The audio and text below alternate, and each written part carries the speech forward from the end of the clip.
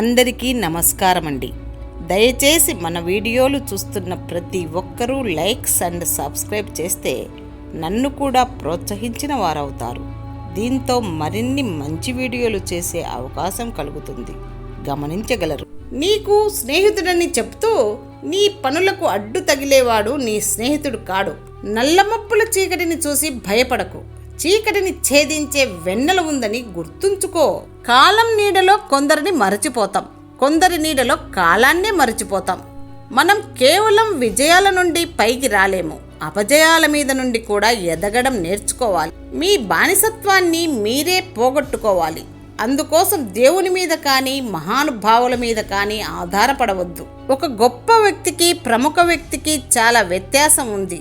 గొప్ప వ్యక్తి ఎప్పుడూ సమాజ సేవకై సిద్ధంగా ఉంటాడు. ఒక వర్గాన్ని ఇంకొక వర్గం పైకి ఉసిగొల్పే ధోరణి చాలా ప్రమాదకరం. ఇతరులకు స్వేచ్ఛను నిరాకరించేవారు తాము స్వేచ్ఛను పొందుటకు అర్హులు కారు.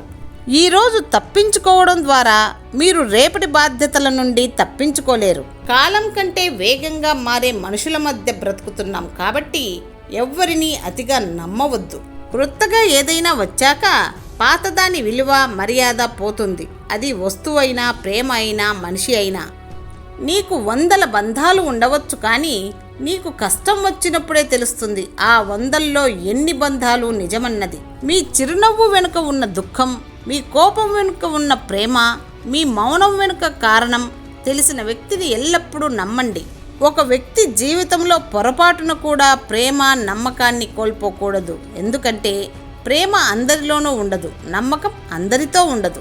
ధనవంతులుగా ఉండడం కంటే ప్రజలతో మర్యాదగా ఉండటం, కొంచెం దయ చూపడం చాలా మంచిది. ఎందుకంటే ఈ దయ సమాజాన్ని ఒకదానితో ఒకటి కలుపుతుంది. జీవితంలో రకరకాల గురువులు ఉంటారు. బ్రతుకు తెరువు కోసం బోధన చేసే గురువులు కొందరు, శిష్యునికి సన్మార్గం బోధించి మోక్ష మార్గం వైపు నడిపించే గురువులు మరికొందరు. జీవితంలో ఎప్పుడూ ఇతరుల సంపదను ఆశించకూడదు.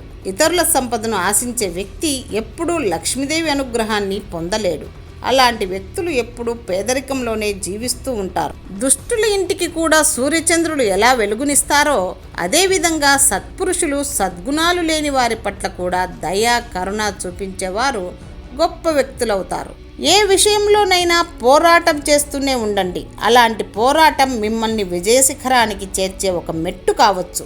బాధ బలం రెండూ నీలోనే ఉంటాయి. విచిత్రం ఏమిటంటే ఏది ముందు వచ్చినా రెండోది కనపడకుండా పోతుంది. ఓడిపోగానే ఒక వ్యక్తి చరిత్ర ముగిసిపోదు, పారిపోయినప్పుడు మాత్రమే అలా జరుగుతుంది. నీ ప్రయత్నం నువ్వు చెయ్యి, ఫలితం గురించి ఎక్కువగా ఆలోచించకు. ఎందుకంటే అది మంచైనా సరే చెడైనా సరే తప్పకుండా వస్తుంది. ఓడితే మళ్ళీ ప్రయత్నం చేయాలి, లేకపోతే పతనం తప్పదు. సంపదతో సంబంధం లేకుండా సాటి మనిషి పట్ల ప్రేమను చూపించాలి. మాట్లాడడానికి ముందు శ్రద్ధగా విను, వ్రాయడానికి ముందు సావకాశంగా ఆలోచించు, వెచ్చించడానికి ముందు సంపాదించు, పెట్టుబడి పెట్టే ముందు విచారించు, ఆక్షేపించే ముందు బాగా ఆలోచించు. మంచి మాట మంచి మనస్సు ఆకాశం లాంటివి, అవి అంతటా విస్తరిస్తాయి. మనసులు కలిస్తే జీవితాలు ఆనందమయంగా మారతాయి. మనసు విరిగితే జీవితాలు చెదిరిపోతాయి. గాలిలో దీపం పెట్టి దేవుడా నీవే దిక్కు అంటే ఎంత తప్పో, కష్టపడకుండా ఒడిలో విజయం చేరాలని అనుకోవడం అంతే తప్పు. మానవ జీవితం ఒక సైకిల్ వంటిది. మీరు జీవన సమతుల్యతను కాపాడుకోవాలంటే నిరంతరం శ్రమిస్తూ ఉండాలి. ప్రేమైనా కోపమైనా ఇష్టం ఉన్న వాళ్ళ మీదే చూపించగలం. అర్థం చేసుకుంటే ప్రేమలా కనిపిస్తుంది, అపార్థం చేసుకుంటే టార్చర్లా అనిపిస్తుంది. ఆశపడి బాధపడడం కంటే ఏమీ ఆశించకుండా ప్రశాంతంగా ఉంటే దానిని మించిన ఆనందం వేరొకటి లేదు.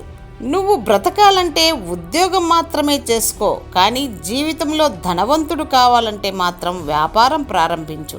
ఉద్యోగం నిన్ను మాత్రమే బ్రతికిస్తుంది. వ్యాపారం 10 మందికి ఉద్యోగాలు ఇవ్వడానికి పనికొస్తుంది, వారిని బ్రతికిస్తుంది.